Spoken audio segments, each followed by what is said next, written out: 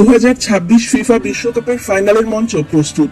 প্রথম সেমিফাইনালে ফ্রান্সকে হারিয়ে শিরোপা লড়াই নিশ্চিত করে স্পেন। এরপর দ্বিতীয় সেমিফাইনালে ইংল্যান্ডকে 2-0 গোলে হারিয়ে টানা দ্বিতীয়বারের মতো বিশ্বকাপের ফাইনালে জায়গা করে নেয় আর্জেন্টিনা। আগামী রোববার 19 জুলাই যুক্তরাষ্ট্রের মেটলাইফ স্টেডিয়ামে বাংলাদেশ সময় রাত 1টায় মুখোমুখি হবে ফুটবলের এই দুই পরাশক্তি। শিরোপা নির্ধারণী এই লড়াইকে ঘিরে ইতোমধ্যেই উত্তেজনা ছড়িয়ে পড়েছে বিশ্বজুড়ে। বর্তমান ফর্ম, তারকা খেলোয়াড় ও সাম্প্রতিক সাফল্য নিয়ে নানা আলোচনা থাকলেও বিশ্বকাপের ইতিহাসে আর্জেন্টিনা ও স্পেনের মুখোমুখি হওয়ার নজির মাত্র একটি, আর সেই একমাত্র সাক্ষাতে জয় পেয়েছিল আর্জেন্টিনাই।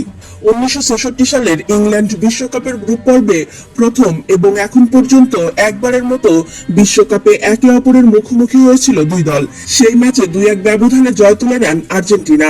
আলভি সেলেস্তেদের হয়ে জোড়া গোল করেছিলেন লুইস আর্তিমে। স্পেনের একমাত্র গোলটি করেছিলেন পিদ্রি।